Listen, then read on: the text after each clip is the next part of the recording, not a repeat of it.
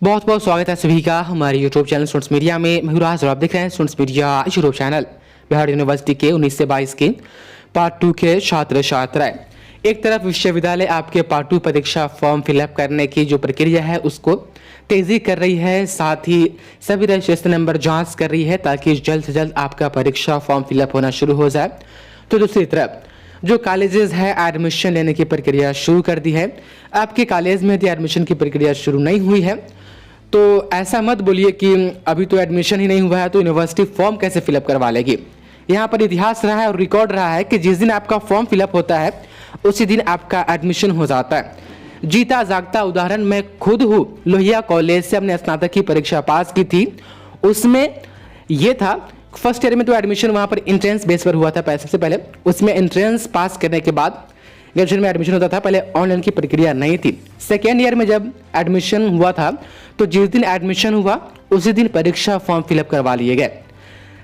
Third year में जिस दिन एडमिशन हुआ उसी दिन परीक्षा फॉर्म फिलअप करवाया गया। तो ऐसा यहाँ पर चलता आ रहा है। तो जिस दिन आपका परीक्षा फॉर्म फिलअप होगा उस दिन आपका एडमिशन हो जाएगा, उस दिन तक।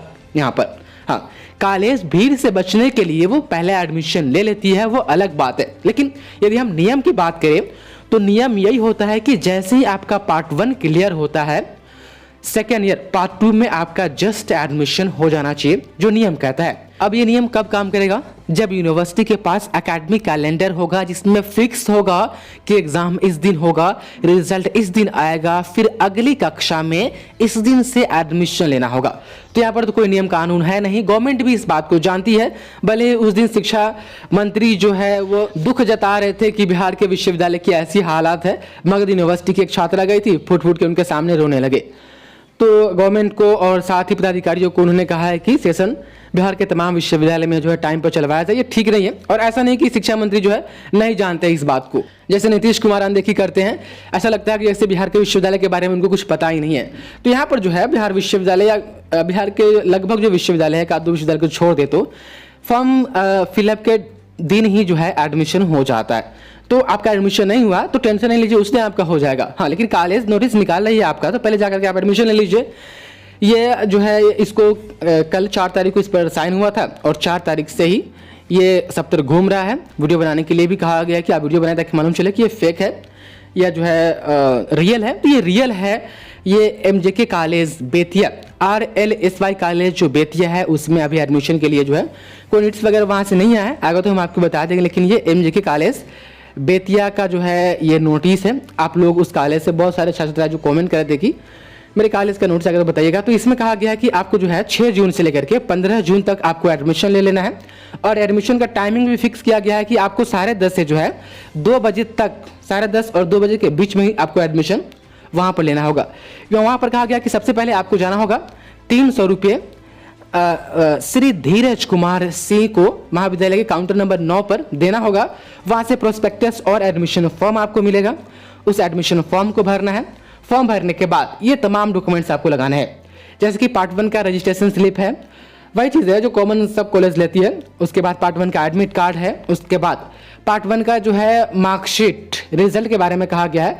तो आई थिंक बेतिया के कॉलेज में जो है मार्कशीट ओरिजिनल नहीं पहुंची है, इसलिए विद्यालय ने ये 3 नंबर में ये डाला है कि आपको नेट वाला जो मार्कशीट है वही आपको लगाना है। तो नेट वाला मार्कशीट आप लगा लीजिएगा और एक पासपोर्ट साइज फोटो। और SC ST के लिए कहा गया है कि जाति प्रमाण पत्र लाइएगा। वहीं यदि OBC BC1 या BC2 से आप आते हैं तो यहाँ पर कहा गया है कि आपको जाति के साथ साथ इनकम सर्टिफिकेट भी आपको लगाना होगा और इनकम सर्टिफिकेट 1 साल के अंदर का होना चाहिए। साथ ही जब आपने पार्ट 1 में एडमिशन लिया था तो उस वक्त आपको रसीद मिला था, उस रसीद का जीरोक्स आपको लगाना है। कितना भी रसीद मिले, लगभग 4-5 मिल ही जाएगा, मेरे ख्याल से 6 मिलना चाहिए। सारा रसीद संभाल के रखिएगा, पार्ट 3 में वो काम आएगा CLC लेते वक्त। ठीक, उसके बाद से देखिए यहाँ से मैंने आपको बता दी कि कहाँ से फॉर्म लेना है, कितना पेमेंट करना है। उसके बाद से जो है नामांकन शुल्क जो है SBI कॉलेक्ट पर आपको ऑनलाइन जमा करना है। यदि ना समझ में आए तो कॉलेज के आसपास जो साइबर कैफे वाले होते हैं उनको सब पता होता है, वहाँ से करवा लीजिएगा। अब यहाँ पर कितना जो है एडमिशन चार्ज है किसके लिए, तो सब्जेक्ट और कास्ट के नाम के साथ साथ यहाँ पर साफ साफ दिया गया है कि आपको कितना पेमेंट करना है। तो इस वीडियो को पॉज करके पेमेंट वाला सेक्शन आप देख सकते हैं।